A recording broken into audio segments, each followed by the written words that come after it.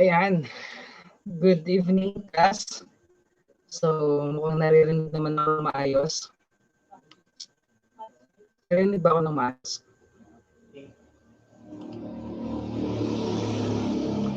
So, may inaayos lang akong technical difficulties.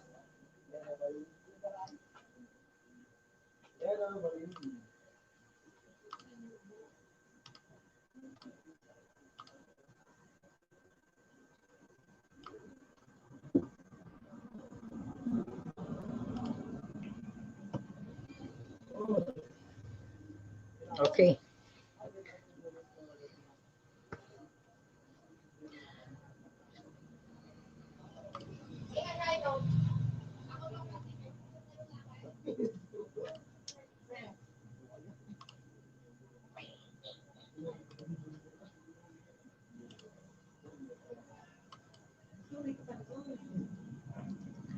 All right. So, yeah, good evening, class. So, for today, we're going to use the StreamYard. No? So, dito sa StreamYard, walang magaganap dito na recitation, no? Kasi it will be hard for me to ask questions and for you to answer. No, but while we are in the middle of our discussion, you can use the chat box if you have questions para masagot natin. No? So, hoping na wala tayong ma-encounter ng mga technical difficulties right now.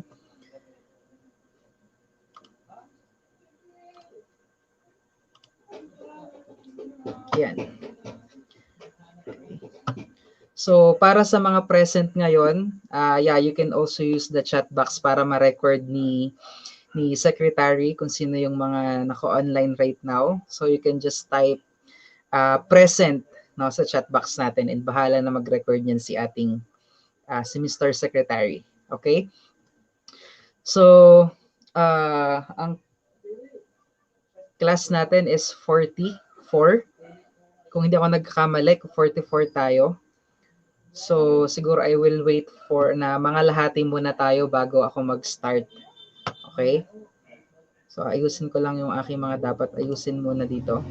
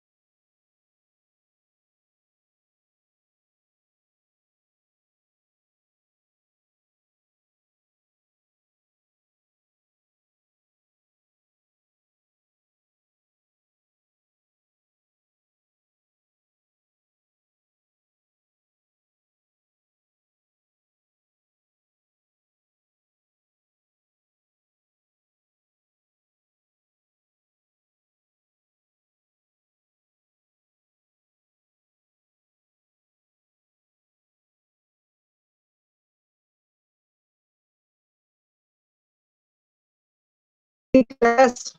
Yan, welcome back sa akin. So sorry pala for the delay of 7 minutes or 9 minutes. Inayos lang natin ang mga technical difficulties. So I'm guessing naririnig naman ako ng maayos ngayon, no? Kung naririnig ako ng maayos, I want to see sa chat box natin kung naririnig ako ng maayos. And dahil medyo delay ang ating chat box while I'm waiting for the response, so mag-shoutout muna tayo sa mga present for today. Yan. So kay Renalyn Vega, kay Narjan Ken, kay Michael Jr., kay Ronelo, kay Sheila, kay Nazer, kay Aldric, kay Rhea May, kay Rolly Kit, bago lang itong mga pangalan itong na-encounter ko, kay Jeric Makatangay, kay Mark Bien, kay Kate, kay Melvin, kay Laika, kay Wilbert, kay Arlene, kay Jude, kay Claire. So, and yan. So, malinaw naman. So, I guess, yeah, we can start with our lecture for today. So, bago pa tuluyang humina ang aking signal. So, welcome to our first lecture in our subject. So, this is the introduction to business finance. Okay. So, in this lecture video, I will give you the introduction or the overview of the topics that we need to know or we need to study in this course, business finance. Okay, and to give you a little information in our lectures, it will consist of the different lectures that you need to study or the lectures that you need to know, in which wag kayong ma-confuse, or whatever, na bakit itong mga lectures na to, sir, is wala sa modules or sa instructional materials na binigay ko sa inyo for the subject. It's because the topics and lectures in the instructional materials is to follow the syllabus provided by the college for our subject. Okay, so that's the other reason why I will create this. I will create a playlist in this channel where I will upload all the lectures. If in case that those modular learners are having difficulties to understand or to comprehend the lessons. Okay, so they have this other option that they can gain additional info by watching the lecture on their most convenient time. So having a good signal or having a data to watch YouTube videos, okay, in which you will be able to really learn the other topics or discussions in the course, business finance. Okay, so let's proceed with giving you the introduction or the overview of business finance. Okay, so to give you a clear picture or a clear imagination of how business finance works, now let's have a scenario or let's have an activity, which is due to the restrictions that we can't do recitations here in StreamYard, and there's no way for me to call someone and ask a question. Kasi pag dito sa chat box medyo may delay before it appears on my end. So matatagalan naman tayo in waiting. So what I want everyone to do is to participate on your own. And even dun sa mga manonood nitong recorded na video na lang, you can also participate on your own by answering the activity. Okay? So, meron tayong activity muna na gagawin. Sorry. Yan. Okay? So, I want you to go back in time na kung saan wala pang pandemic and physically pa kayong nakakapasok sa school, na kung saan I'm sure na this is one of the things na namimiss ng bawat isa, which is to receive baon coming from your parents. Okay, so I want you to answer these questions at your end. Okay, so kung nakikita nyo naman siya. Okay, so the question here is, how much is your daily allowance? If not given daily, how much is the average allowance that you are receiving per day? Okay, so let's say, isa kang ordinaryong student and you are not a rich kid with lunch box, ganyan, an ordinary student, and you have a daily allowance of, let's say, 100 pesos. Okay, so the next question is, what are the things that you spend your money on the daily basis? Okay, so let's say these are the things na pinagkakagastusan mo as a student, or as simple as your expenses as a student. Okay, so let's say you need to ride a jeepney or a tricycle No, and your transportation expense is worth 30 pesos, no, back and forth. Now, of course, so syempre, magugutom ka. Now, you have an allotted budget for lunch. So let's say you have 50 pesos student meal. Okay? So sa isang araw, may gastos kang 80 pesos. And from your allowance of 100, no, nag-assume lang tayo na kunwari, ang allowance natin is 100, no, meron ka pang natitirang 20 pesos. Okay, so for the next question, what do you do with the money left? Okay, no, but what if on that day, nasabihin nating biglaan, let's say kailangan mong mag-load kasi kailangan mong mag-view, no, ang My Day ni Crush. No, dapat makapag-react ka sa My Day ni Crush, no, or kailangan mong magbayad ng photocopy or project, no, or naniningil na si treasurer, let's say, ng class fund. So, kukulangin ang 100 na daily allowance mo. Okay? And in that situation na biglaan, no, may kailangan kang bayaran, 100 lang ang pera mo. No, the question is, where do you get additional money?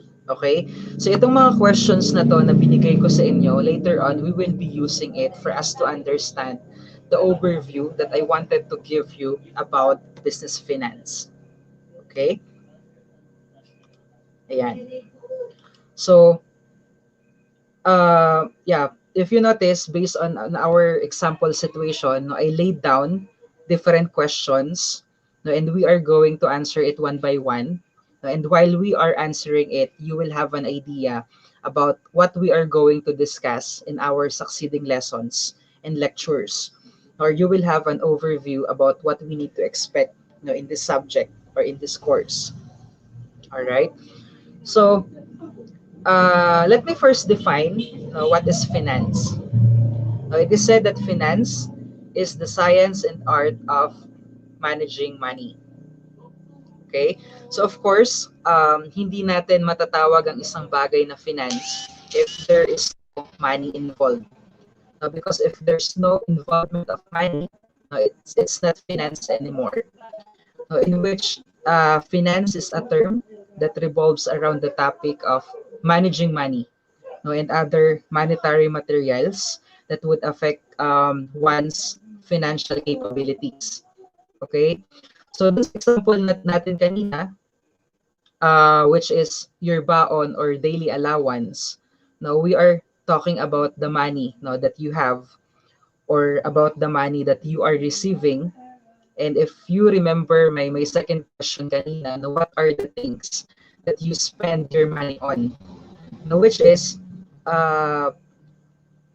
the normal answer is nandyan yung sa transportation, andyan yung for lunch, and so on and so forth. And on daily basis, may idea na kayo na dapat ito sa pamasahe, ito sa pagkain, let's say ito pang fishball and kikiam namin ni jowa, or ni crush bago umuwi, and something like that.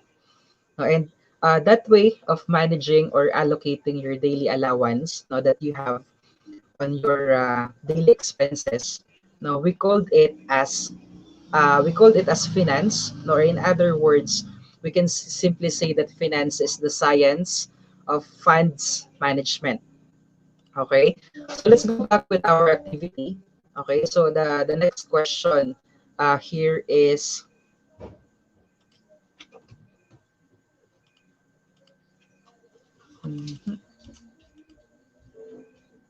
okay, so ito yung slide natin kanina when I'm giving the definition of finance. But they said that finance is the science and art of managing money, in which it revolves around the topic of managing money and other monetary materials that would affect one's financial capabilities. Okay, so let's go now with our question kanina. Now, how much money are you spending? Yan. How much money are you spending? Do you efficiently distribute your allowance for your daily expenses? Okay? If your answer is yes, yes sir, from the let's say 100 pesos allowance that I have, I can efficiently distribute that allowance for my daily expenses. If you can do that, then you know the concept of you know the concept of budgeting. Okay? Budgeting. Now, what is budgeting? Budgeting, it is the act of estimating revenue and expenses over a period of time. No, and this is relevant to finance, no, due to the act of allocating money to various expenditures requires one to efficiently manage their money. Now, which is as a student, no, you should know how to budget. No, hindi yung you know that your daily allowance is let's say 100 pesos only. No, but your budget for your milk tea or for your shopping cash out, no, is more than the total amount of money, no, that you are receiving as an allowance. Okay? So you have to remember na hindi lang yung budget mo, no, ang masisira, no, even the budgeting of your parents. Now, in the topic of budgeting will be further discussed in the lecture about financial planning tools. Okay? Now, in relation to budgeting, in relation to budgeting, what happens to the excess cash or allowance that you have received? Okay, so let's say may tira kayong pera. Now, what are you doing with it? Okay, it's either you return it to your parents. Meron ba dito na kapag may sobrang pera sa binigay na baon, nire-return nyo sa parents nyo? Or you are saving it? No, it's either sa piggy banks, no, kung meron kayong piggy banks or coin savers, no, or possible yung iba, they hide it under your beds, no, or if you have bank accounts, no, you deposit it, no. But you know what, class, this excess money that you have, no, it presents an opportunity for investments. Okay, so pag sinabi nating investments, when we say investment, it comes in many forms that will generate income, no, or appreciate in the future, no. So buti pa tong investment na appreciate. Okay? So instead of hiding this excess cash, no, under your bed and depositing it in the bank, no, it would be better to keep the money in bank deposits, no, because this can earn interest. And investments will be discussed further, no, on our topic about or on our discussion about introduction to investments. Okay? So going back dun sa example natin kanina, no, let's say or sa question natin kanina, let's say may mga biglaan na kailangang bilhin or bayaran na wala sa budget mo. Now, what if you will be in a situation that you are short of cash? Now, what would you do? Okay? Where will you get extra cash? No, for example na nagkaubos na ng pera, no, or meron kang kailangang bayaran pero naubos yung pera mo on that day, no? Saan mo kukunin yung pera na kailangan mo? Where do you get additional money? Okay? So the possible answers that you have, no, the possible answers are it's either you will ask from your parents or borrow from a friend, no, or you will come up with a fundraising activity, no, or whatever answers you have in mind. Now we called it as sources of funds. Okay? So pag sinabi naman nating sources of funds, these are the people or institutions that would give you money or any monetary materials, no? So when a person or institution would face financial problems, they immediately ask for assistance to an entity. Okay? In business industries, in business industries, even when businesses face with financial difficulties, no, or in order for the business to continuously finance their operations, same with us, they will look for people or institutions that will give them the money, no, that they need, no. And you will know more where to get additional funds on our lesson 7 and lesson 8, no, the sources of short-term and long-term funds. Okay, so those are some of the topics that every one of you should expect, not to learn in our class. So parang I'm just giving you the overview, no, kung ano ba yung mga may encounter natin based on the question that I have earlier. Okay? And based from our example activity, no, based on our example activity, no, I would like to summarize by pointing out that the concept of finance, no, is concerned with the decisions about how much of the earning are spent, okay, how much does one entity save or need, how does one invest their excess savings, no, and how does one raise additional funds. Okay?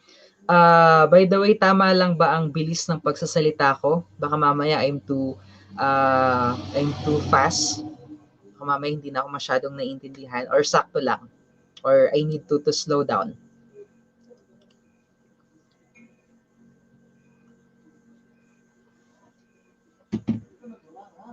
Okay?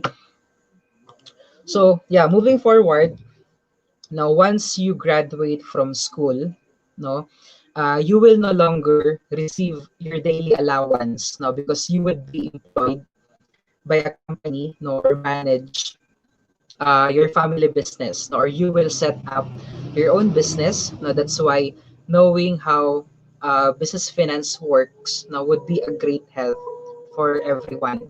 Okay. So after discussing with you the concerns of finance, let's proceed. Let's proceed on discussing with you, no, the three general areas of finance. Okay. Ayan. So we have the personal finance, we have the public finance, and we have the corporate finance. Okay? So isa-isahin muna natin sila. Okay, let's start with personal finance. Yan. Personal finance generally involves analyzing an individual's or a family's current financial position, predicting short-term and long-term needs, and executing a plan to fulfill those needs within individual financial constraints. Okay? So kapag sinabi nating finance, personal finance rather, no, coming from the word itself, personal, it means it's all about meeting your personal finance goals, no? Whether it is you having enough money for your own short-term financial needs, no, and uh, personal finance, it covers, no, managing your personal money as well as your savings and investing. Okay? And kapag sinabi nating personal finance, no, it's more on the way how you manage your finances. Okay? Depending on your income or at your case, no, the allowance that you are receiving, no, your expenses. No, isama na rin natin yung your way of living or your living requirements, no, and individual goals and desires, no. In other words, no, basta kapag ang pinag-uusapan natin is personal finance, no, it's all about the way how you make most of your income and savings, no, and at your age right now, no, sa edad nyo ngayon, it is important for you to become financially literate, no, so that you can distinguish between good and bad advice, no, and make smart decisions, no. And if in case you need personal finance consultation, no, I'm offering it for free, no, just PM me, okay? PM is the key. Ayan.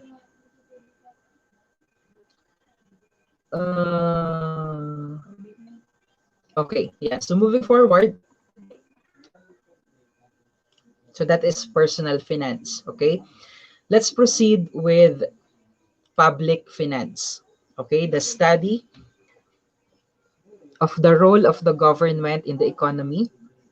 It assessed the government's revenue and government expenditure of the public authorities and the adjustment of one or the other to achieve desirable effects and avoid undesirable ones. Okay? So, kapag sinabi naman nating public finance, no, it can be defined as the study of government activities, no, which may include the government spending, deficits, and taxation. Okay? And ang goal ng public finance are to recognize kung kailan, no, kung papaano, kung bakit ang government should intervene, no, in the current economy, no. And isama na rin natin that public should also check, no, the overspending of the government. Now let's say sa overspending of the rehabilitation project, no, in Manila Bay and such. And the public finance professionals, they help the government by overseeing the allocation of resources. Okay, stabilizing the economy, no, the taxes and such, no, and malawak ang pag-aaral in public finance. Okay, and there's no need for me to discuss everything, no, under the personal finance and public finance kasi sobrang broad niya, no, sobrang lawak niya. Kukulangin ang 2 semester, no, kung i-discuss natin yan. And because in our discussion, no, for this semester, we are going to focus on the 3rd general area of finance, no, which is the corporate finance, or yung course, or ito yung subject natin, which is also known as the business finance.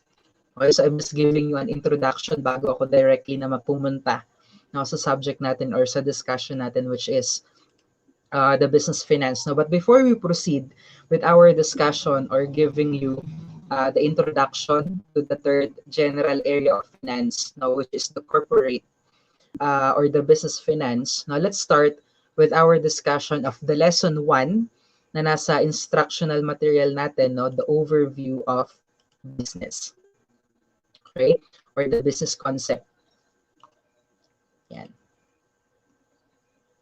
All right.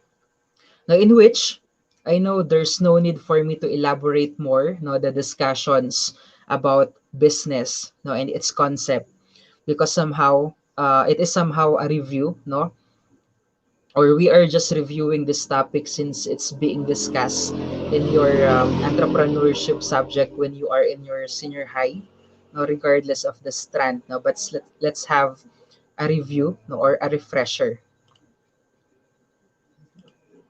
All right. So let us first define what is finance.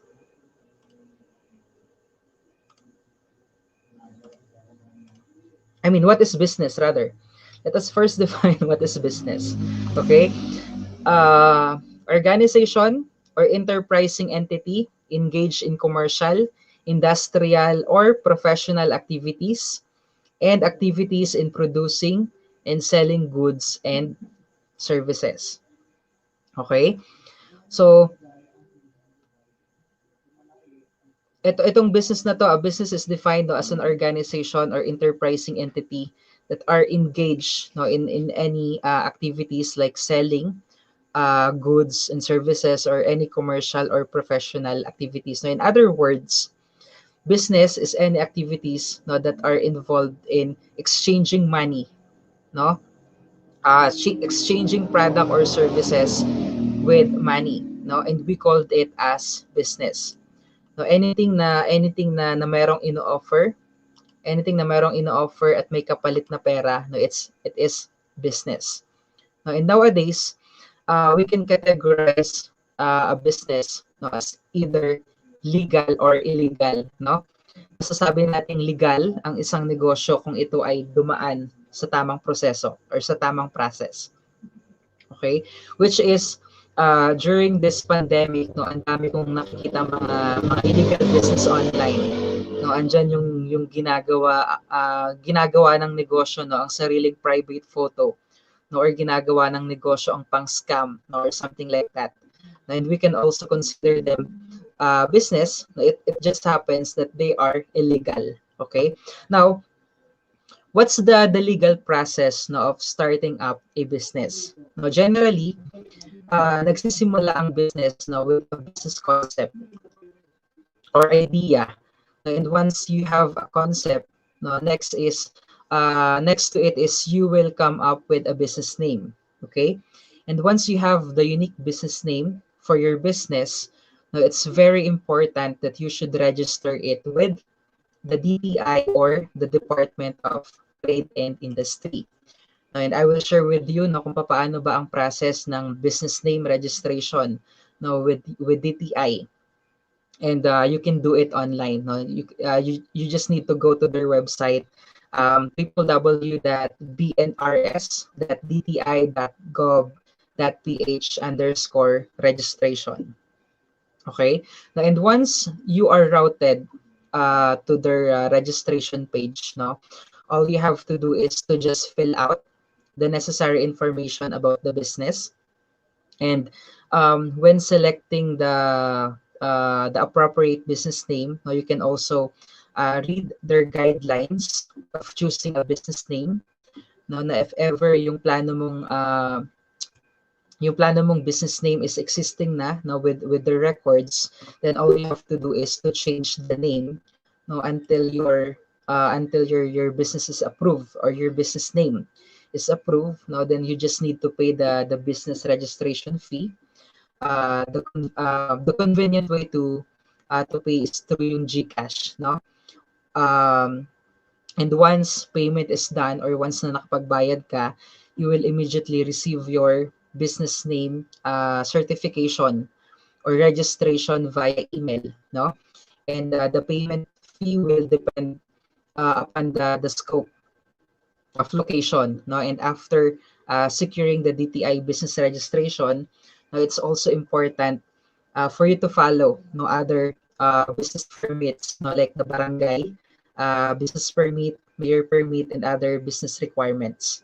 Okay, and it's also important that businesses be formed no after the development of a business plan, no, which is a formal document that give details of your business goals and objectives and strategies of how it will be achieved.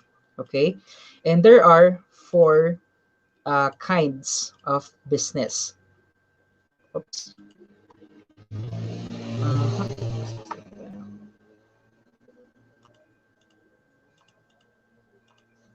Yan. Okay, so there are four kinds of business. We have the manufacturing, we have the service, we have the merchandising, and we have the hybrid. Okay, so the first one is the manufacturing. Okay, this type of business now, which is based from its name, they manufacture or they are the one that produces or develop the products na ibebenta no, either to the final customer or to the resellers. The examples of manufacturing business are the steel factories, the plastic factories, and etc. Okay, so the second one is the service. This type of business deals in selling intangible goods. Now, kasi di ba we have two kinds of product, the tangible and intangible goods, no? So lahat ng nabibili natin na nahahawakan natin, that is the product. While lahat naman ng binabayaran natin ay hindi natin physically nahahawakan, no, that's the intangible goods, and we called it as service. Now, this type of business is more on offering the professional services or expertise, no? Examples of services are yung, let's say, pagpapagupit natin sa barber shop, no, or salon. No, the internet connection that we are paying, no, the consultation and the likes. Okay, so those are the services. The third kind of business is the merchandising. Okay, itong klaseng business naman na ito, now we called it as the middleman business strategy, na kung saan itong business na ito, they buy the products from manufacturer or wholesaler and they sell the product at a retail price. Okay, so it is usually known as a buy and sell business, as they make profits by selling the products at a higher price, no? Kasi dun kasi sila kumikita. A very good example of a merchandising business, no, are the grocery stores or supermarkets and no, distributors and the likes. Okay, so in the last kind of business, we called it as hybrid. The reason why it is called by that name, it is because the hybrid business have the characteristics of two or more kinds of business that we explained earlier. No, pag sinabi nating hybrid, it can be a combination of two or more businesses. It can be a combination of manufacturing or service, manufacturing or merchandising, and so on and so forth. Okay, so for example, no, kunwari a restaurant, no, na kung saan they are the one who will develop their own dishes. No, that is manufacturing. And in that restaurant, they are selling products like soft drinks, which are manufactured by other business. So we called it as merchandising. And they provide service to the customers. So that is service. Okay. So those are the different kinds of businesses. And now let's proceed with the different forms of business organizations. Sakit ng lalamunan ko. Inom lang ako ng water. Yeah, so I'm also asking kung naiintindihan ba ako ng maayos kasi hindi ko sure yung lalamunan ko. Medyo masakit na siya, no? Nakakapagod ang mag-online lecture. Okay? So yun.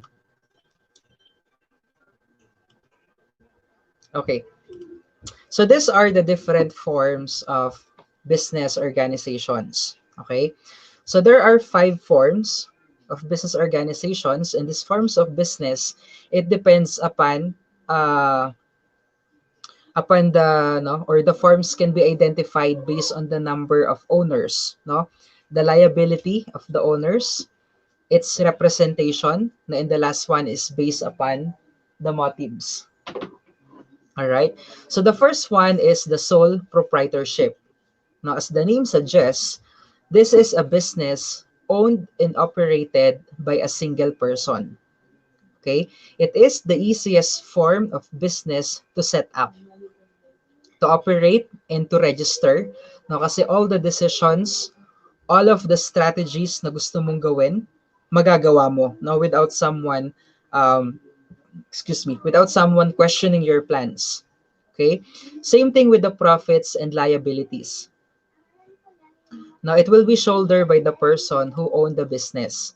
Now, that's why minsan masarap maging single, or masarap maging masarap maging sole proprietorship, no, kasi hindi mo na kailangan ng approval, no? Hindi mo na kailangan na lagi magpapaalam ka kung ano man ang gagawin mo or something like that, no? Hindi katulad ng partnership, no? Hindi ka lang nakapagpaalam, no? Hindi ka lang nakapag-update ng gagawin mo, magagalit. No, na kung saan in this form of business, each partner shares not only with the profits and liabilities, but also with the decision making and plans. Now, in this partnership naman, it can be two or more individual, no, that join hands together to run a business, in which each partner contributes resources and money to the business. Okay, so both of this sole proprietorship, no, and partnership business should be registered with the DTI, no. While the third form of business, which is the corporation, no, should be registered with the SEC, no, or Securities and Exchange Commission. Okay, in a corporation naman, it is a business in which a group of people acts together as a single entity. Okay? Most commonly, the owners of a corporation are shareholders. No? This corporation has a separate legal identity now from the people who own or run it. And you can be an owner or a corporation through the shares of stock. And I can share more details about this stock no, in our or about stock market in our last lecture no, about investments. Sa pinaka-last na discussion natin this semester, you will learn about investments. Okay? So let's proceed with the fourth form of the business, which is the limited Di pa pala siya, yeah, the fourth form, the limited liability company or the LCC. Okay, this limited liability of a company now is a hybrid form of business which has a characteristics of both a corporation and a partnership. Okay, a partnership because it is not incorporated, no, and a corporation because all of the partners or owners enjoy limited liability. Now, and the last form is the cooperative. Now, itong cooperative naman na ito, it is a private business organization owned and controlled by people or members now for their mutual benefits. Normally, the objective or goal of a cooperative is to help its members now to either have funds now that they can use for academic reasons of its members. Okay, so I guess it is enough now with the review of the concept of business. Now let's proceed with giving you now the discussion for the third general area of finance. Okay, so kanina I already discussed now the first one, which is the personal finance. The second one, the public finance or the government finance. Okay, and the third general area of finance is the corporate or the business finance. Okay, so ito na yung subject natin for this semester. Okay, so earlier, no, I discussed with you what is finance. Now, which is sabi natin, finance is the art of managing money. Okay, so basically, if you are going to combine the idea or the concept of business now with the concept of finance, no, we can say that the business finance, sabi dyan, the art of managing money and credit in business. It involves procurement and utilization of funds so that business firms may be able to carry out operations effectively and efficiently. Okay, so ayan.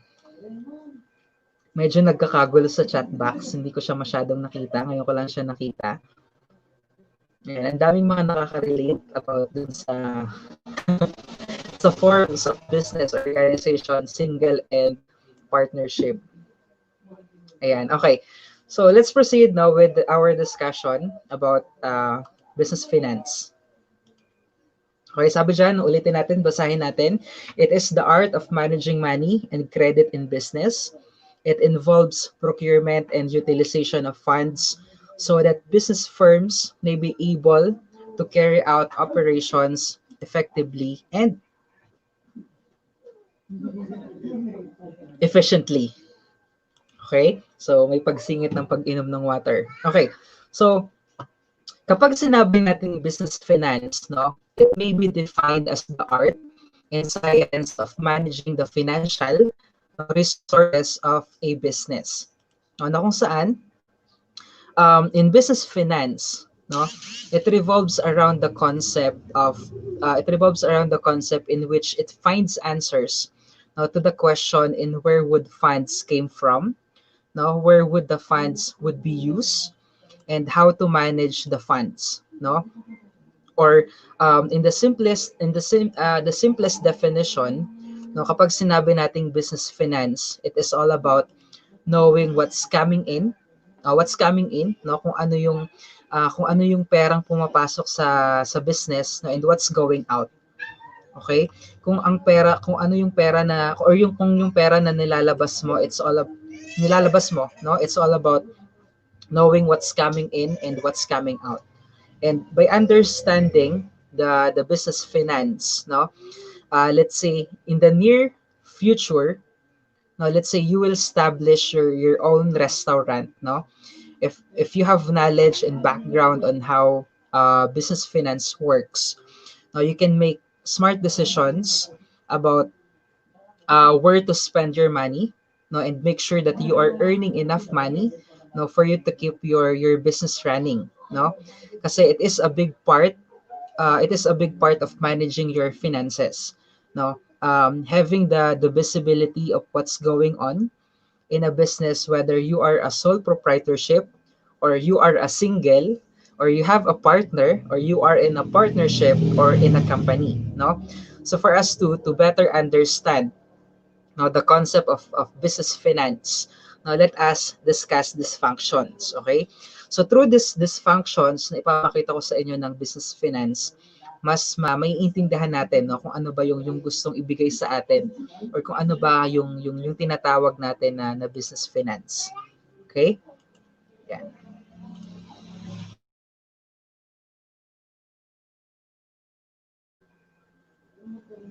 Mm.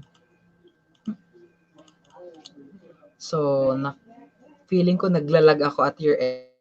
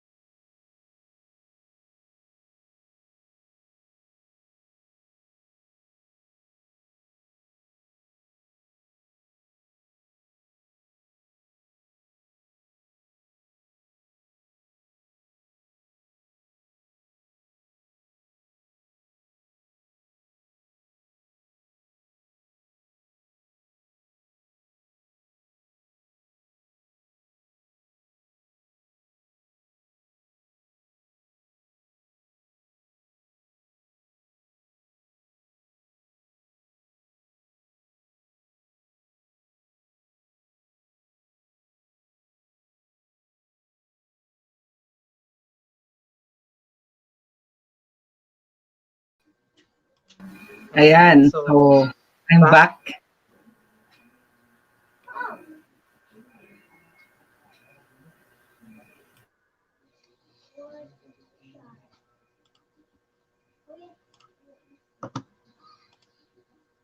naririnig nyo na ba ako ng maayos?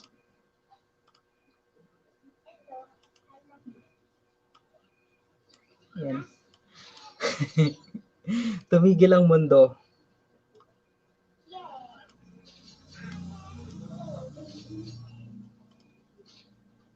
My goodness. And naririnig nyo pa ba ako ngayon right now, class?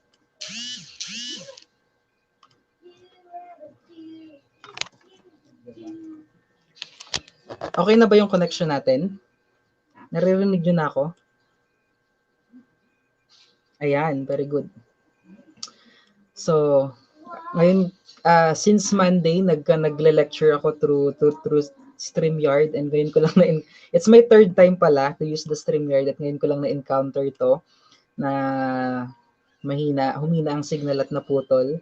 So, yan. So, going back, saan tayo natigil? Ayan, ang dami nag-agree, masarap daw maging single, and so on and so forth. Okay, so, okay na, narinig nyo na ako ng malinaw?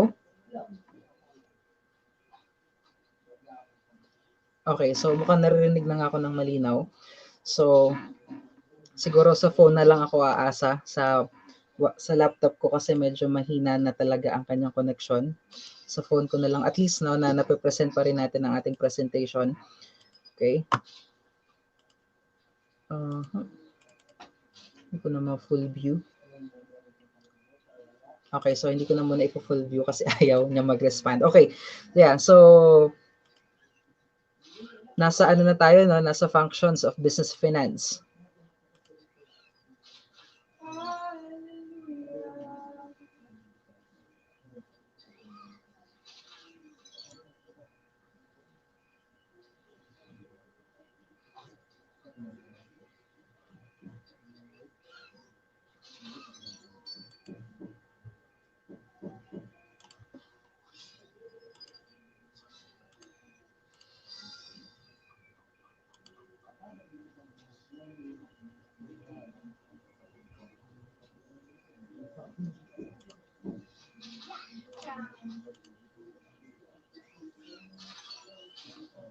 Okay. So yan. So ito na nga ba yung sinasabi ko, no? Artistahin lang tayo, hindi tayo artista para ayusin ang ating connection. So yeah, I guess naririnig na naman ako ng maayos.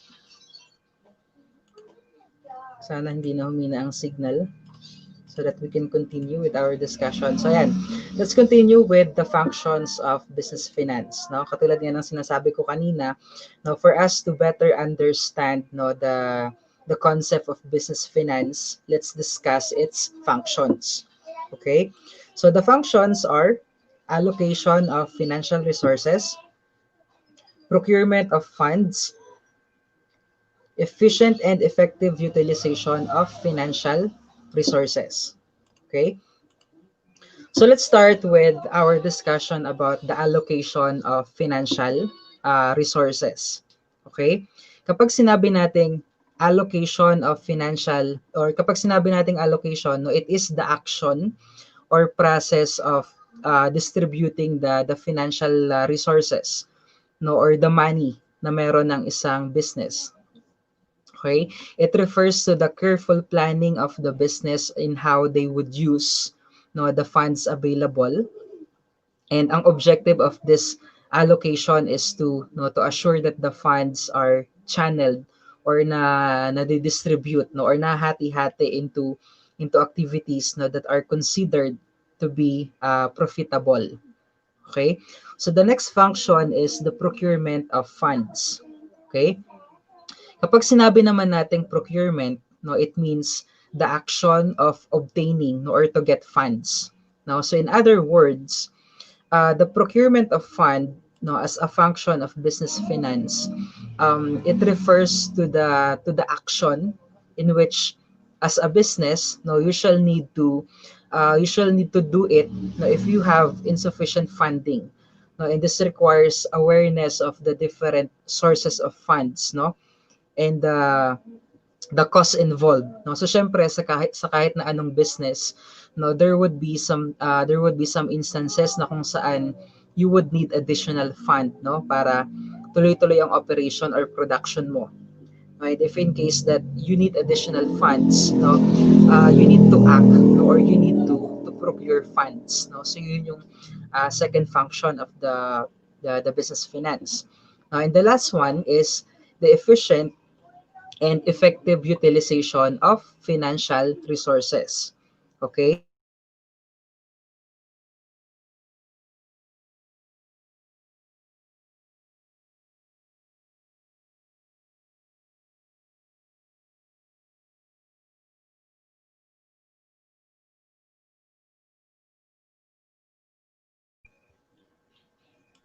Ayan. So I think I'm back. Tinitingnan ko, dalawa kasi yung gamit ko ngayon. So I'm using my cell phone and I'm using my laptop. So yung laptop ko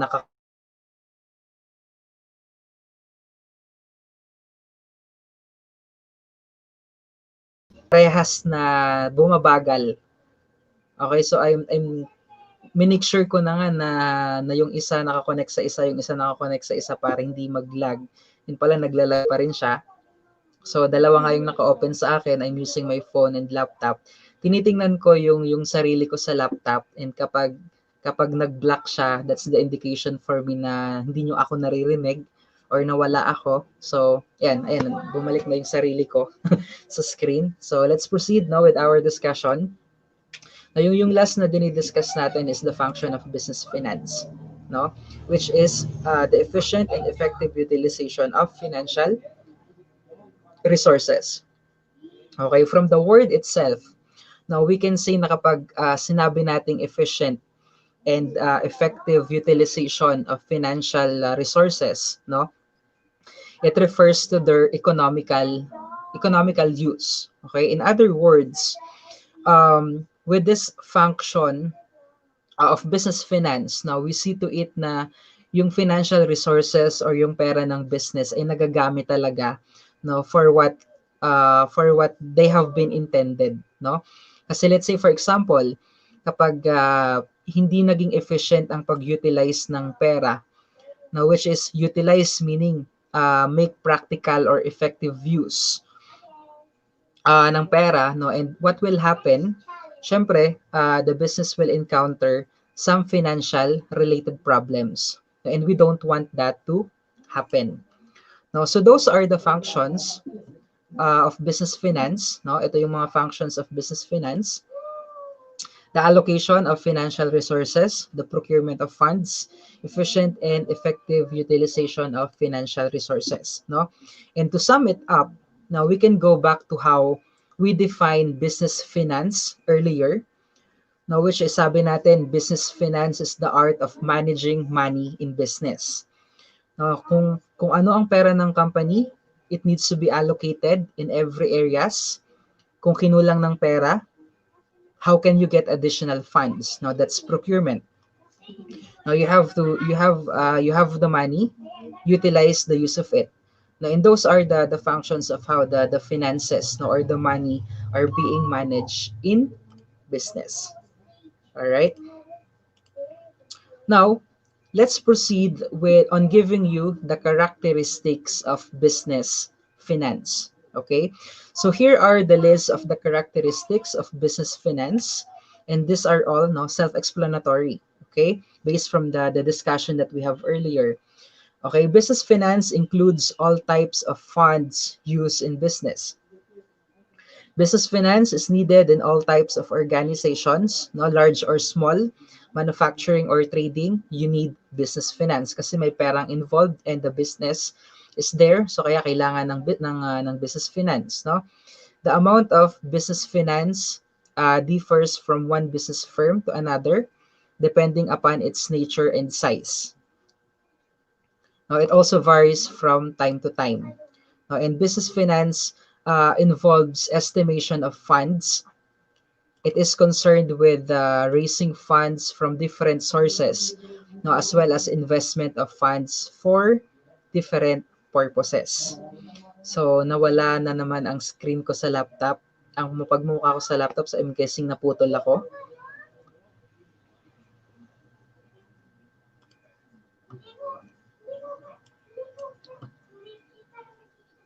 Okay, so okay na siya.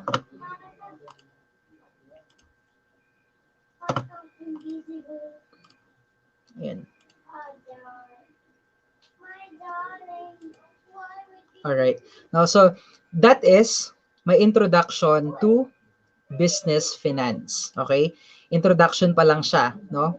And as we move forward or as we progress with our discussions, no, you will learn the different knowledge or activities under the business finance. Okay?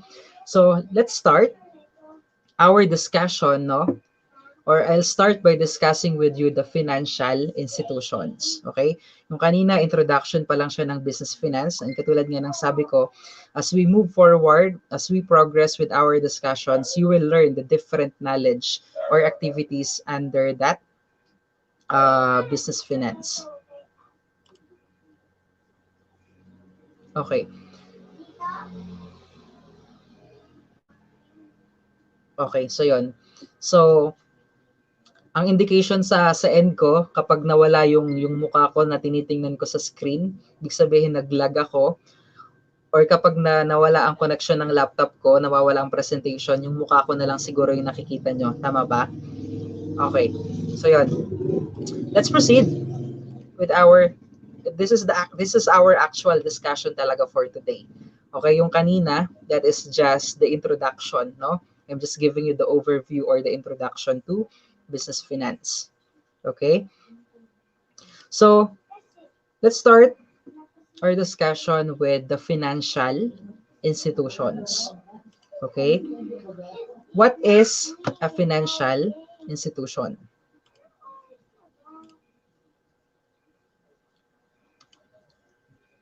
All right. Okay.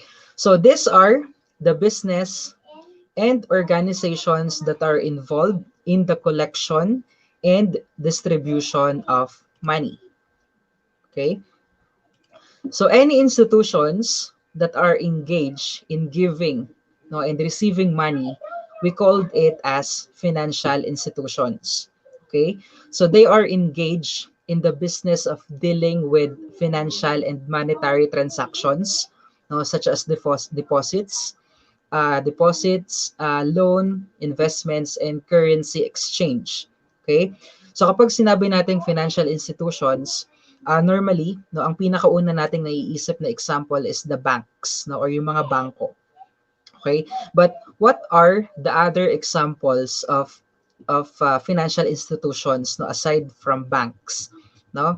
So we have the trust companies, we have the insurance companies, we have the brokerage firms and investment dealers. No?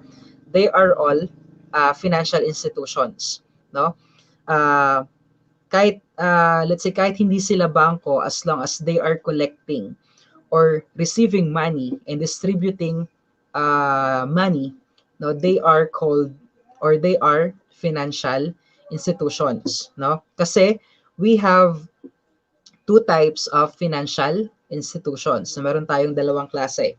Now we have the depository and we have the non-depository. All right. Okay, so let's go with the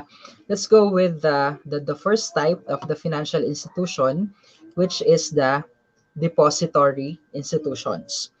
Now, it is a financial institutions that collects money from depositors and lends the money out to borrowers.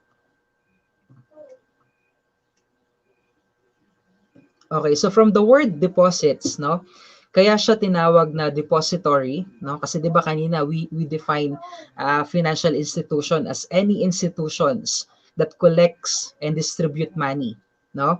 In depository institutions naman, they collect money through the deposits of the depositor, and from that money, yun naman ang i-distribute niya sa borrowers, no? And I will discuss further I will discuss that further later on, no? Kung ano ba yung system, na financial system na nangyayari, or yung nangyayari sa pagitan ng mga depository institutions, no? So now, what is the important services, no, that these depository institutions provide to the economy?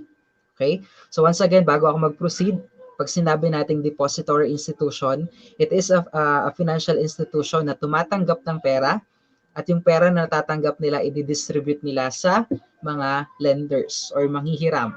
Now, let's say for example, ako may pera ako, ilalagay ko sa bangko, I am the depositor, and yung pera na nilagay ko sa bangko, pwede niyang ipahiram sa mga nangungutang sa bangko, no? So those are the depository institutions. Okay?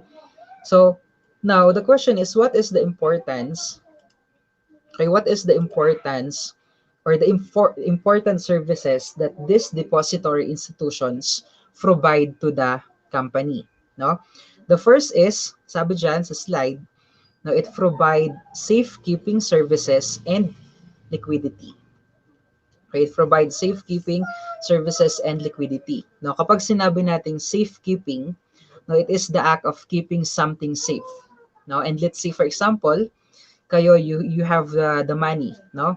Kunwari, you have the tendency na kapag alam mong may hawak kang pera, no, madaling maubos kasi puro cash out sa Shopee, no, or order ng milk tea or something like that, no? But now, you wanted na yung pera mo, let's say, ma-secure, na hindi magastos, or you wanted to save it, no, and to earn interest now from saving it, no? And or let's say sobrang laki ng pera mo, no, kunwari nanalo ka sa loto, no? And you are not confident na yung pera iwan mo lang sa bahay nyo. Okay? You will deposit your money in a bank kasi you wanted to make sure na yung pera is safe inside the bank. No, and that is the first reason no why most of the depositors they deposit the money inside the bank is for the money to be safe. Okay? Now, kapag sinabi naman nating liquidity, no, ito yung kakayahan ng isang company or ng isang organization for them to convert their assets into cash easily, no? And when we say asset, no, it is something valuable or a property owned by the person or by the business. Okay? So with the help of the banks or the depository institutions, they can help with the company for their liquidity. Okay? So next is it provide a payment system consisting of checks and electronic fund transfer. Okay? So in the depository institutions, one of the services that they provide is this payment system. No, na kunwari ikaw, umorder ka ng isang item or and you will pay for it. No, you will use the depository institution para magbayad. Okay? And nowadays, these payment systems evolved into the what we know now as the fund transfers, no? So lalo na uso na ngayon yung online banking, no? And as long as you have an account with a bank and you have the money in it, no? And you need to pay something, no, madali na lang kasi with just one click from our handheld devices, no, magagawa natin. So naglalag na naman ang aking laptop.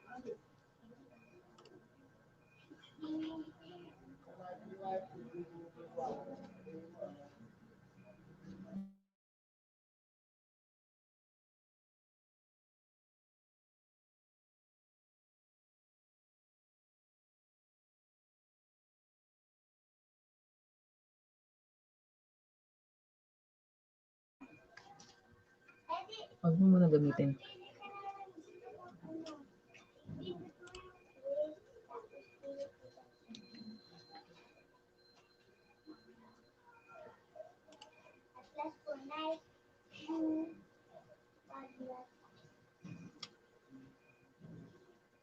So, nakikita nyo pa ba ako sa phone ko?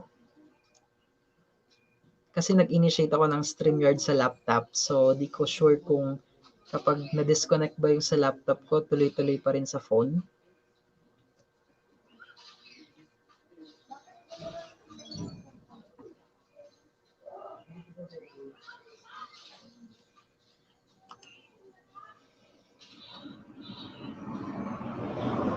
Okay naman.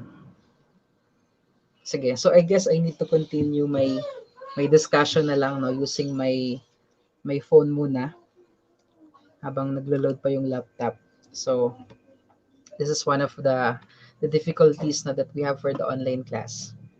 Kung face-to-face lang tayo, natuloy-tuloy sana ang ating discussion, interactions pa. So yeah, moving forward, no, I'm discussing with you the important services of the economy, no? Okay. So we're done with providing safekeeping services and liquidity. The next is provide a payment system consisting of checks and fund transfer. Okay. So the next service that the depository institutions provide is they pull the money of many savers and lend it out to people or business. No, so kanina, in our definition of depository institutions, now they collect money through the deposits of the depositor, and from that money naman, no, yun naman ang i-distribute niya sa borrowers. No? Meron sana akong ipapakitang illustration para mas maintindihan natin. Wait lang.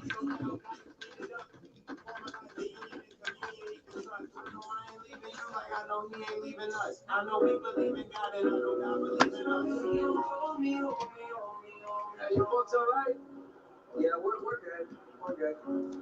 We got setting. We don't really know. I'll tell you what, I'm heading in the direction of a warm meal if you guys are up for it.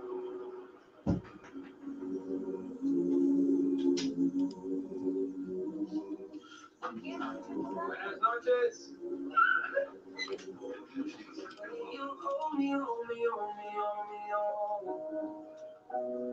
Feel so holy, holy, holy, holy, holy.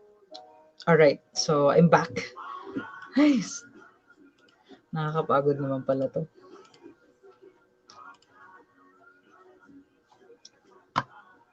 Okay.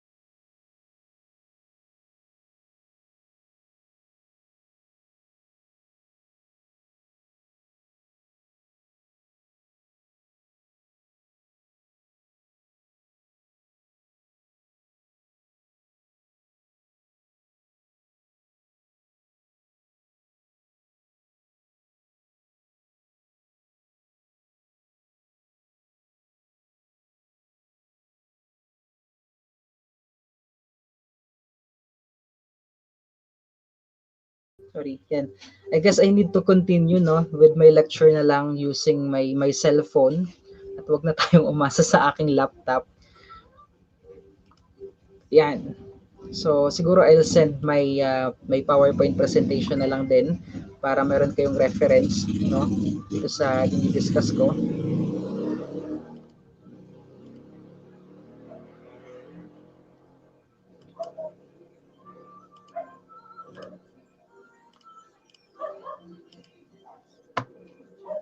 All right. Okay.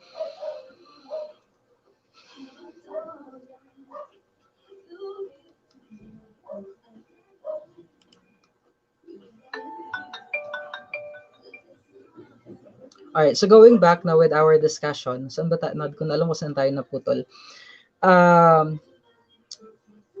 Yan, so the third service, no, of the depository as economy, they pull the money of many savers and lend it out to people or business, no. So kanina in our definition of depository institutions, they collect the money through the deposits of the depositor, and from that money, yun naman ang i-distribute niya sa borrowers, no.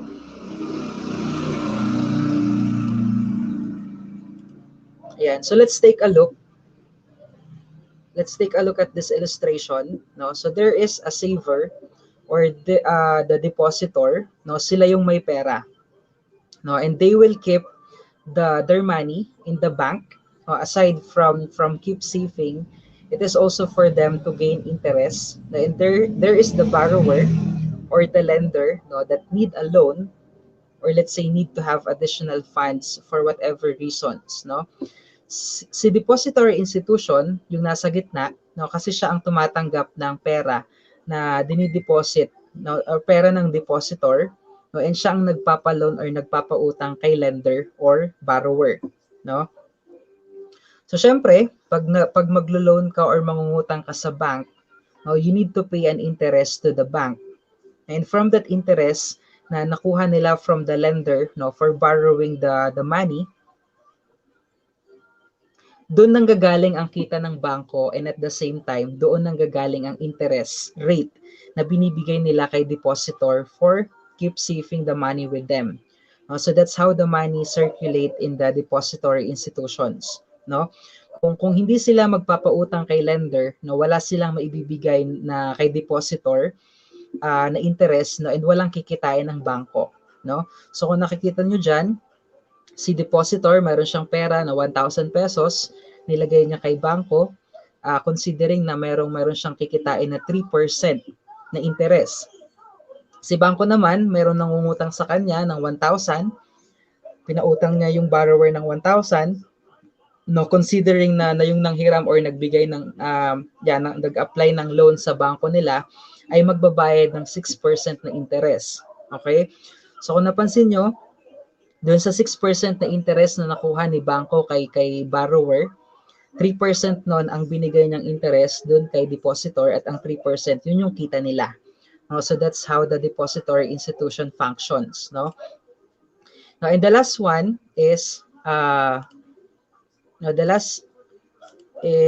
yan. Sorry. Yan, they invest in securities, no?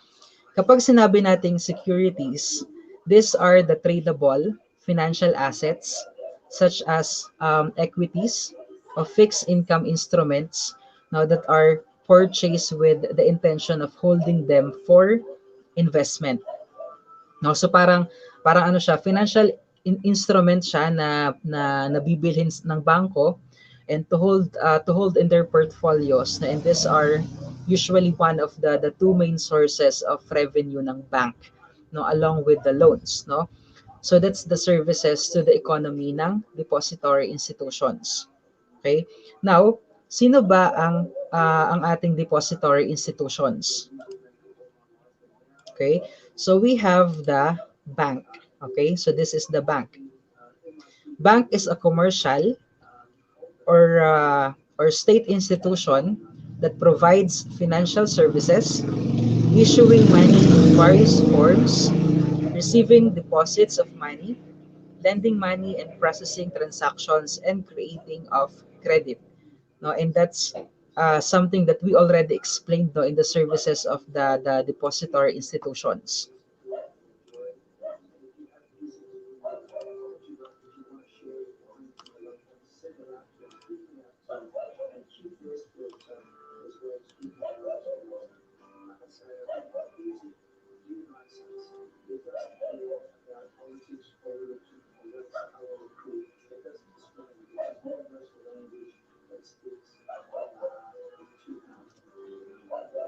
So I just want to check kung naririnig nyo pa rin ba ako.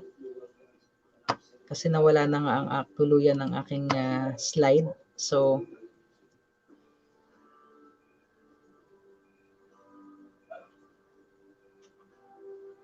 nakikita nyo pa rin ako, no, pero yung slide wala na. Tama ba?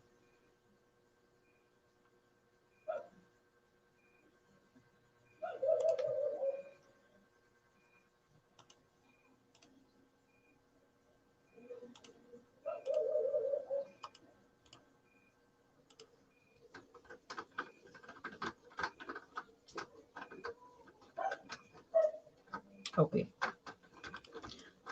Yun. So moving forward, no, let's go with the different types of banks, no? Yan. So let's start with the commercial bank. Okay? So commercial bank, it is the largest type of depository institutions, no? And from the name itself, no, it focuses on business customers, because businesses need checking accounts, no, just like individuals do. And these commercial banks are also called business banks or corporate banks. no? And for us to better understand ano itong ginagawa ng commercial banks, no? So let's discuss its function.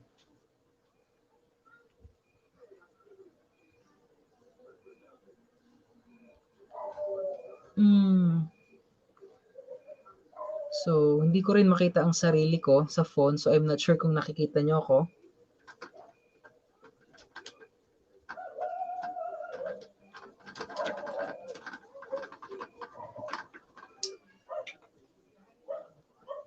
Naririnig nyo pa rin ako sa kahit nawala na yung nawala na yung aking slide.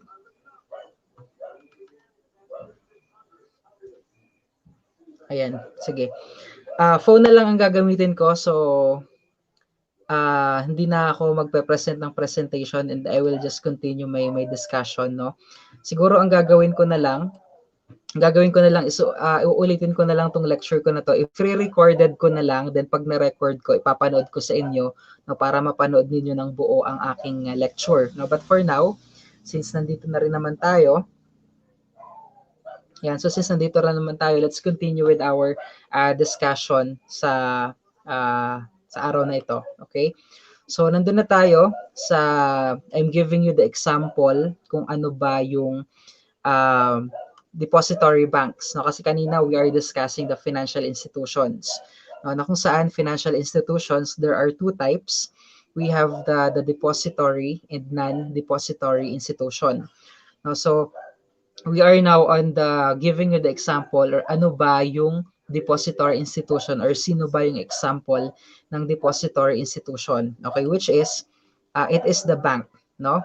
And in bank there are different types, may iba't ibang klase ng types of banks, no? The first one is yung commercial bank, okay?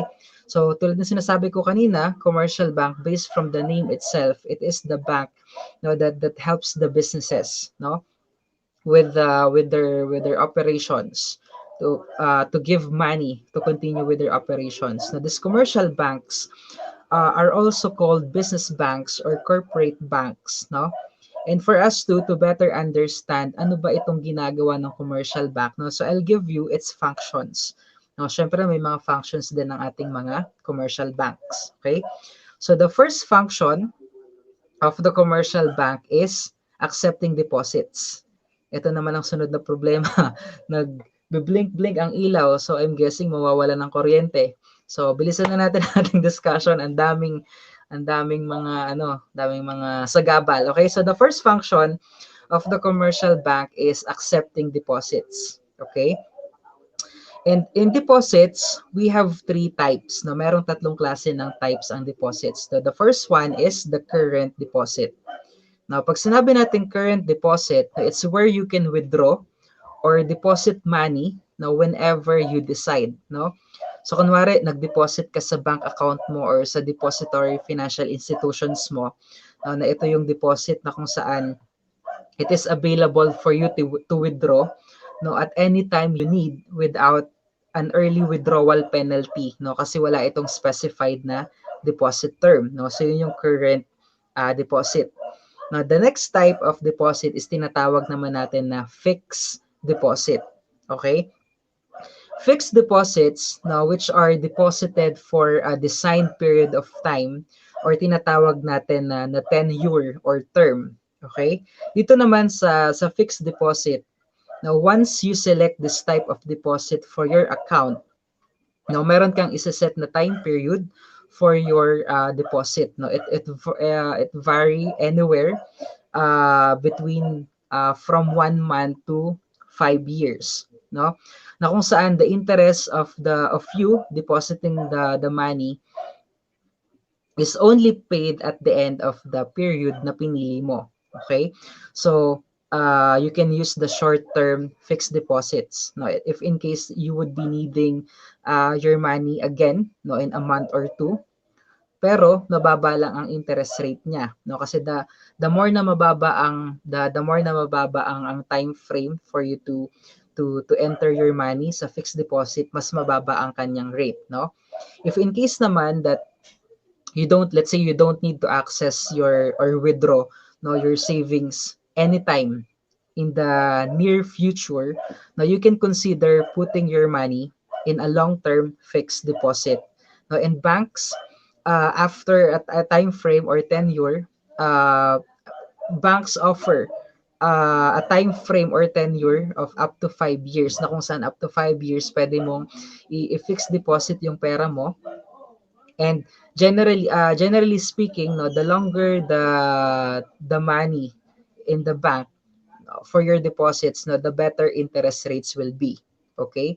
So sir, question, papaano naman kung kunwari kinailangan ko ng withdrawin yung pera, no?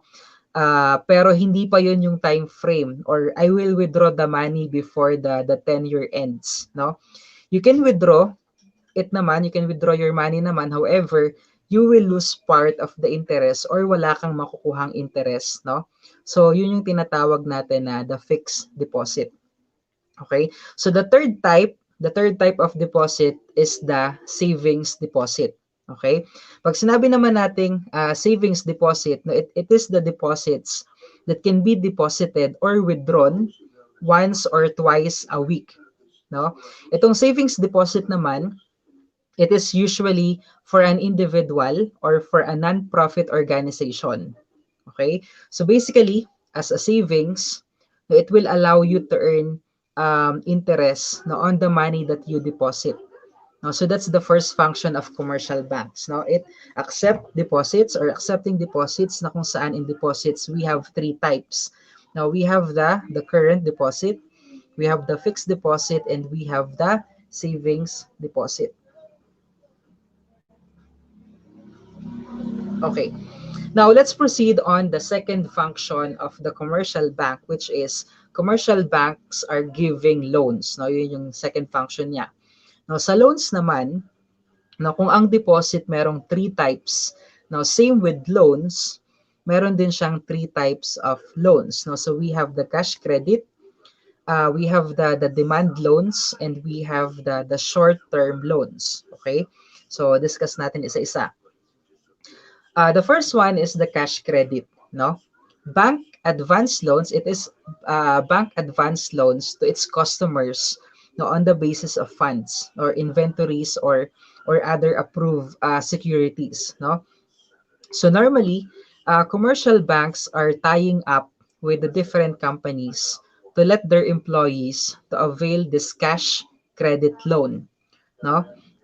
When I'm still working, no, in Transcom Worldwide Philippines, no, nung nagtatrabaho pa ako sa BPO industry, the official bank for our payroll is the Security Bank, no, and they are offering us to avail cash credit, no, up to 10K, no, and we can pay for it for 6 months, no, or depending on the time period of your choice, no, na kung saan monthly automatic na kinakaltas na sa payroll namin, no? And after naman mabayaran, let's say mabayaran namin in full payment, pwede na ulit kaming mag-avail ng cash credit. And pataas siya ng pataas depending on the applicants or depending sa yung borrowing power na tinatawag or the credit worthiness. Now, credit worthiness is when you are paying on time. Okay? So the second type of loan is the demand loans, no? Sa demand loans naman, it allows the lender or it allows na yung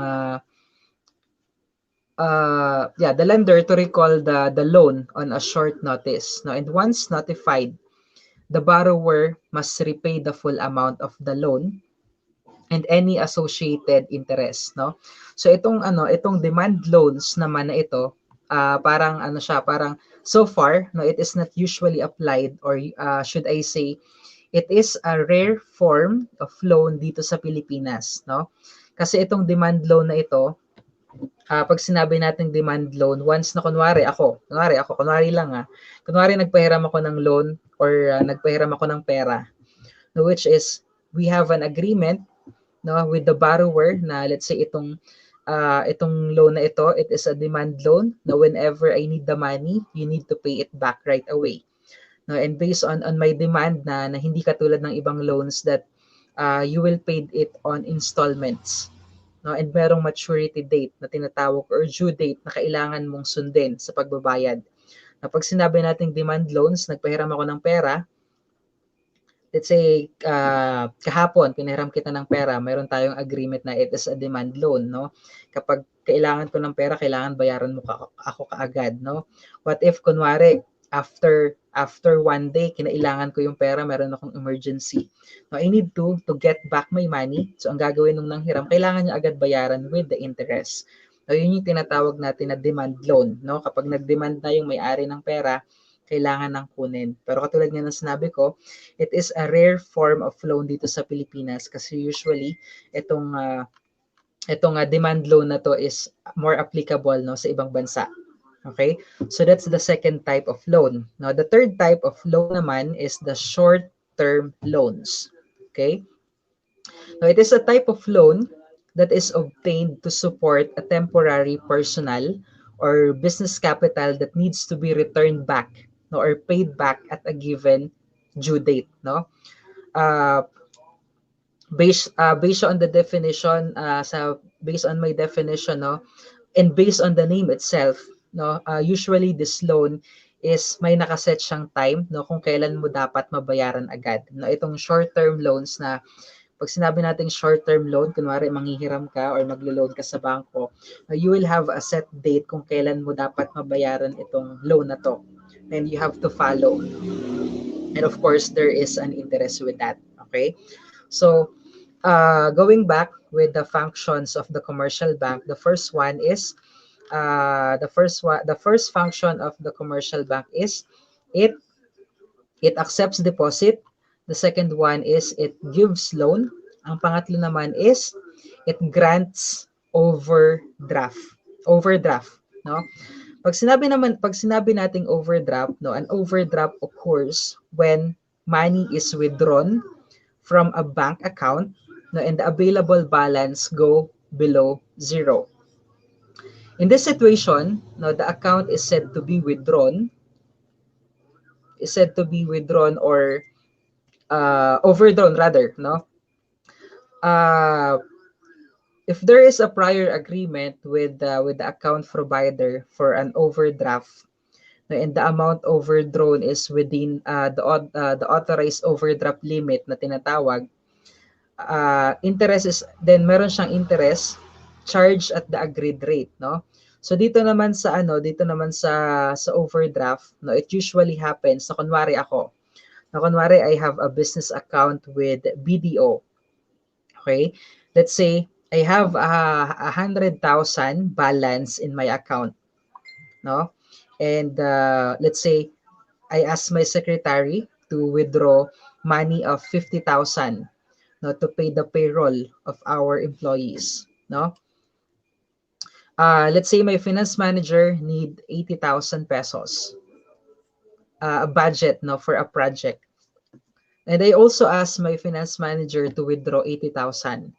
Now, so if we will compute, there will be a negative 30,000 kasi kunwari meron akong 100 na balance sa bangko, inutusan ko yung secretary ko na mag-withdraw ng 50,000 to pay for the payroll of our employees.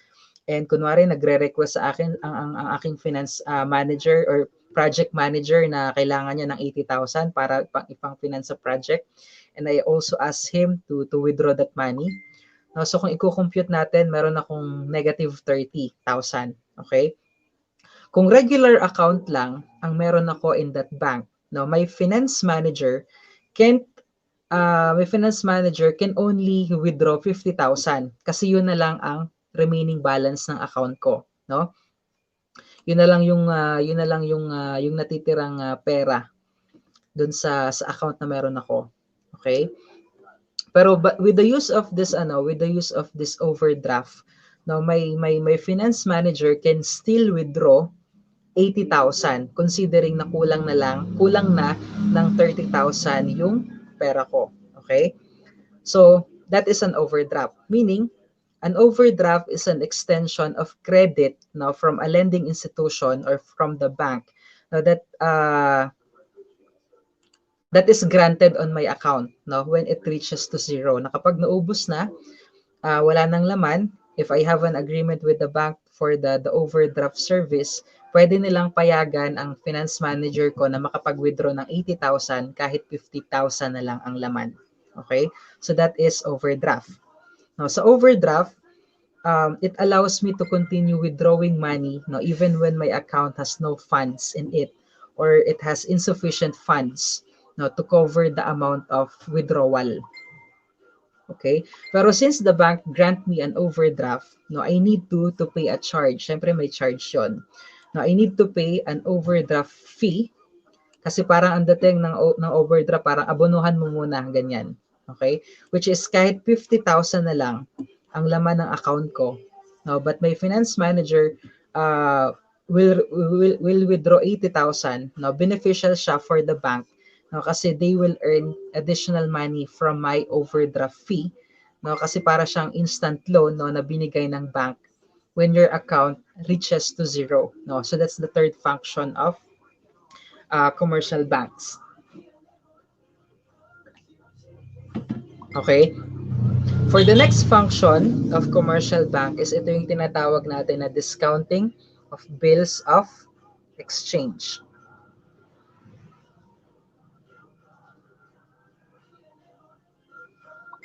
So, naririnig nyo pa naman ako, di ba? Okay. So, yun. So, the last function of the commercial bank is yung tinatawag natin na discounting of bills of exchange. Okay? Kailangan mukhang okay na ang connection ng isang. Alright. No? Sa discounting of bills of exchange naman, wait lang. So I think I can enter the broadcast once again.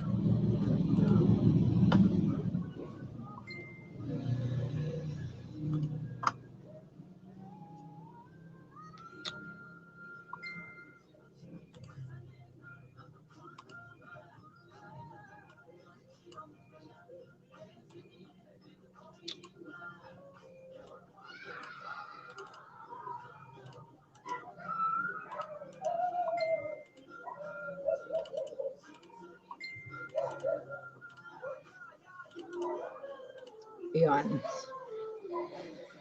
Ay, ang hirap ng online class.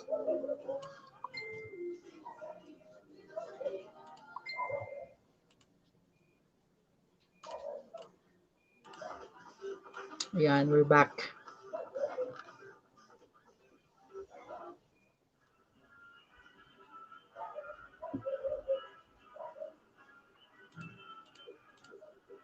Okay, so we're done discussing this. Ayan, nandito na tayo sa ating discussion about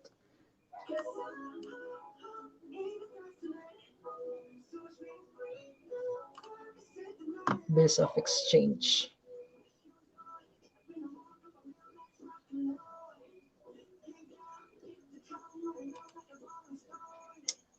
And salamat pala sa 33 na nanatiling nakastay sa ating lecture kahit putol-putol tayo. Minsan talaga may mga taong mag-i-stay.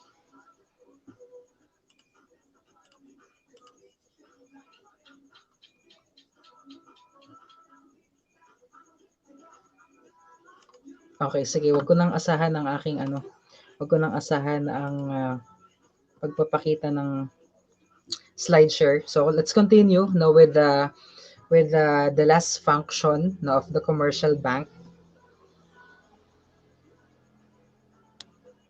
Okay, which is the discounting of bills of exchange, no? Pag sinabi naman natin discounting of bills of exchange, no, this is the process of converting bill into money at an earlier date than mentioned in the bill of exchange na tinatawag. Pag sinabi nating bill of exchange, ito yung cheque, no, or check. Okay, na kung saan dun sa cheque meron dong nakalagay na date, o sometimes may type of check na nakalagay dun kung kailan mo siya pwedeng i-encash. Okay? Pag sinabi naman nating discounting of bills of exchange, it is done if the receiver, no, of the check, let's say for example, needs the money urgently, no, or before the maturity period na tinatawag natin, no. So kapag sinabi nating bill, yun nga, it can be a check or a cheque, or a promissory note na kung saan doon sa cheque no, there's a date. Now, let's say kung kailan mo siya dapat i-encash, no? And for example, if in case you urgently needed the money, no, you wanted to encash the check at an earlier date, pwede siya through this discounting of bills of exchange. Na kung saan the bank will purchase the bill before its payment term no, at a price less the amount of the bill, no? So kung kunwari hindi pa niya date to encash, and you urgently needed the money, pwede mo na siyang i-encash considering na meron siyang charge na kung saan kunwari ang laman ng cheque mo is dapat 1,000, kaya lang parang next week mo pa siya pwedeng i-encash, kaya lang next week kailangan mo na ng pera. Let's say may charge na 100, so ang makukuha mo na lang from your check is 900 na lang. Okay? So yun yung tinatawag natin na discounting of bills of exchange, no? So, ano ba ang mga example ng commercial banks in the Philippines? Okay, so we have the BDO, we have the Metro Bank, we have the BPI, we have the Land Bank of the Philippines, we have the PNB, we have the Security Bank, China Bank, and a lot more, no? Kung hindi ako nagkakamali, there are a total of 43 commercial banks in the Philippines. Now, in these banks, aside from being the commercial bank, they can also be under the other types of banks, no, depending on the products and services that they cover. No, so there are banks that can be a combination of the different banks. Now, ito na nga i-discuss na natin. Aside from the commercial bank, ano pa ba ang ibang klase ng bank? Okay? So the next type of bank is we have the investment bank, no? Itong investment banks na to, it helps the companies or government, no, and other agencies to raise money by issuing and selling securities, no, in the primary market. Na ito namang mga investment banks, no, for us to understand kung ano ba ang meron, kung ano ba itong investment banks na to, let's discuss their functions. No, meron din silang functions. Okay? So the first function is it act as intermediary between yung tinatawag natin na issuers and investors. No, issuers, ISSUERS, no? Hindi ito yung mga tagagawa ng issue, no? But when it comes to the financial terms, pag sinabi nating issuers, sila yung nagbibigay, no, nagbibigay ng pera, no, or investors. Okay? In investment banks are best known for their work as intermediaries between a corporation, no, in the financial markets. Now, kapag sinabi nating intermediary, it is someone who acts as a link between people or between two people or between two companies or two organizations, no, in order to try to bring about an agreement, no, na kung saan investment banks helps corporation to issue shares of stocks or galing sa pangalan ng bank, which is it helps with investments. Okay, so that's the first function of the investment bank. Okay, for the next function naman is it provides strategic, financial, and evaluation advisory services. Okay, so since investment banks are helping their clients with investments, now they also act as financial advisors that provides strategic advice on a variety of financial matters. Okay, so ano ba yung mga examples ng mga banks that provide functions, no, for investments? Now, we have the BDO, we have the BPI, we have the China Bank, the Citibank, JP Morgan. Yeah, JP Morgan Chase is a good example of an investment bank. We have the Philtrust Bank and a lot more. No? So pwede naman nating ma-search sa Google kung ano ba yung mga example ng mga investment banks. Okay? So meron din tayong tinatawag na mortgage banks, no? Pag sinabi nating mortgage banks, no, it accepts mortgage from the public in exchange for loans, no? So the interest earned from these loans naman, the interest earned from these loans are the income of the bank and also be used to lend to others, no? So itong mortgage banks naman na ito, it lends money at interest in exchange of taking the title of the land, no? It's either title ng land or title ng house, ng bahay, ng kotse, no? Ganyan. So mga um itong mga mortgage na ito, no, they serve as a debt instrument, no, as collateral na tinatawag natin, as collateral for that real estate property. Now, considering let's say sabihin natin, considering the buyer is obligado siya na to pay back with a predetermined set of payments. No, na if in case yung borrower, let's say hindi sila nakapagbayad ng mortgage, or in the case of the foreclosure, no? Kapag sinabi nating foreclosure, it is the legal process by which a lender, no, attempts to recover the amount na inutang. No, and since they have the title, no, since let's say yung bangko hawak niya yung title ng kotse, hawak niya yung title ng lupa, or hawak niya yung title ng bahay, kapag hindi nakapagbayad yung nanghiram ng pera sa kanila, no, since hawak nila yung title, parang they have the legal process for them to buy or to sell those real estate properties, no, and kapag naibenta na nila, mapapasa kanila yung benta doon sa mga ari-arian na yon, or yung mga properties itself. Okay? So the next type of bank naman is the central bank na tinatawag. Okay, so ulitin natin, we have the commercial bank, we have the investment bank, we have the savings bank, we have the mortgage banks, and we have the central bank, no? Pag sinabi naman natin central bank are financial institutions, no, that have the most influence over the economy, no, na meron tayo, no, since etong mga central bank na to, they determine the money supply and the key interest rates, no, and sila yung nagre-regulate and nagmo-monitor ng other financial institutions nor other banks. It can be depository or non-depository, no? A central bank, a good example ng central bank sa Pilipinas is itong Bangko Sentral ng Pilipinas, no? So sa Pilipinas, the central bank is the Bangko Sentral ng Pilipinas. And a central bank is a financial institution na nabigyan siya ng privilege to control over the production and distribution of money and credit sa Pilipinas. Okay? So this central bank is usually responsible for the formulation of monetary policy and sila yung nagre-regulate ng other banks in the Philippines.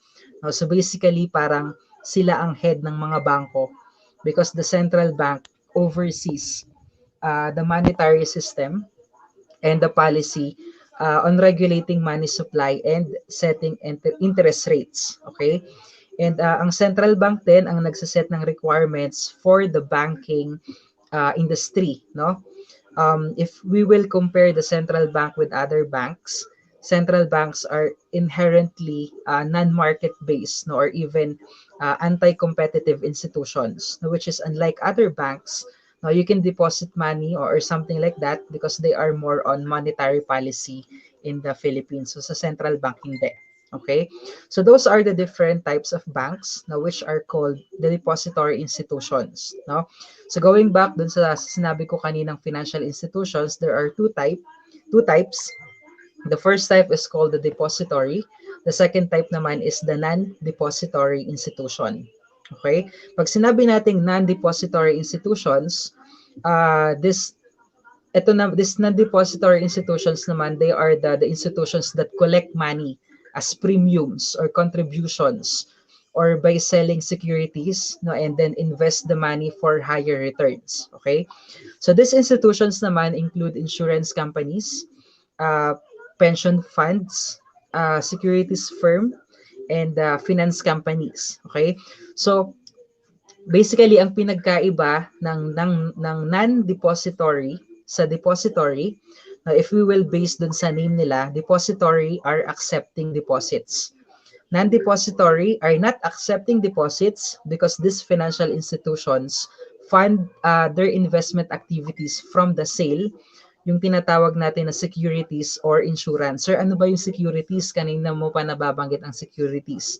Okay, on our next lecture, i-discuss ko kung ano ba yung securities na yon. Okay? Securities, it is something na financial, no? Hindi yung securities in other matters. Okay? So yon. Itong non-depository institutions are not bank in the real sense. Okay? Because they make contractual agreement and arrangement and investment in securities, no, to satisfy the needs and preferences of the investors. No? The non-depository institutions includes insurance companies, pension funds, finance companies, and mutual funds. No, so we have the Sun Life, the Pro Life UK, no, and such. Okay, and there are also smaller non-depository institutions such as the pawn shops and venture capital firms, no, mga Palawan, Cebuana, they are also non-depository institutions. Okay, and medyo may nadali ko na ang discussion kasi mamaya matigil na naman tayo. Okay, sige.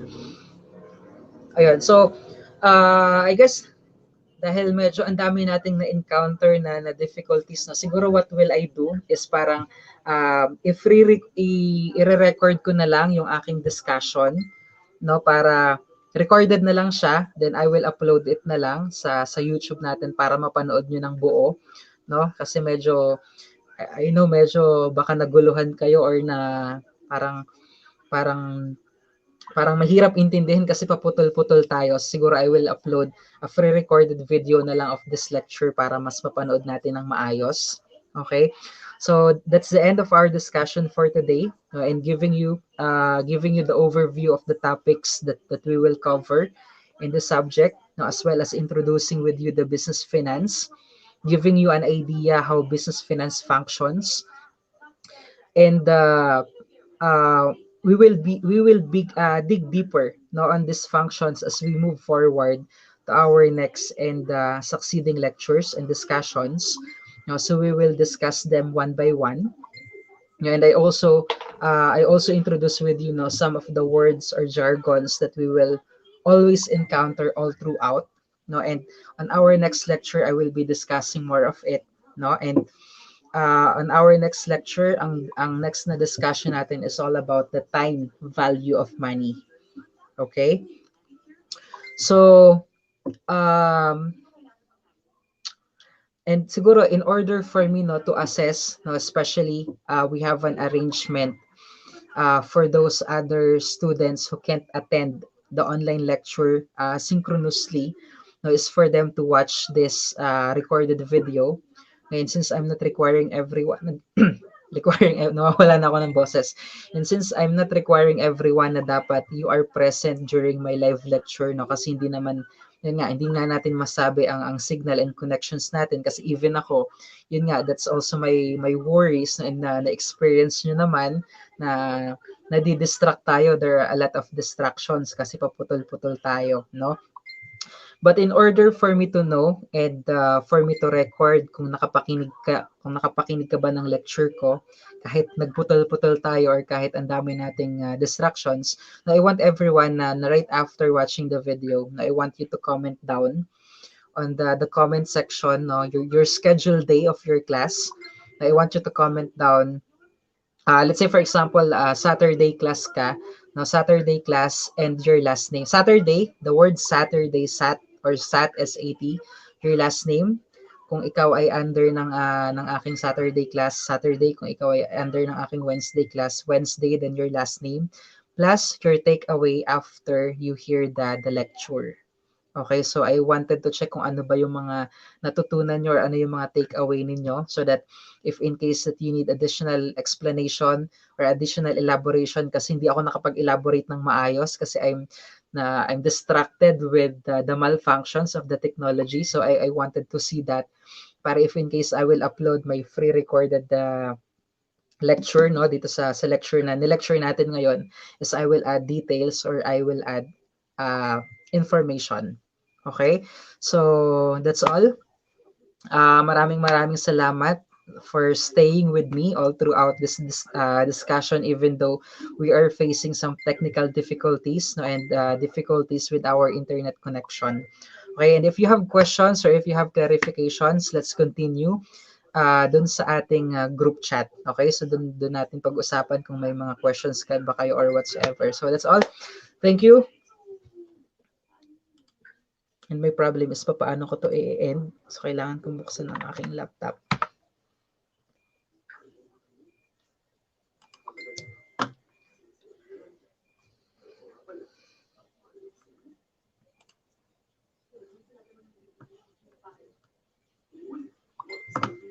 And so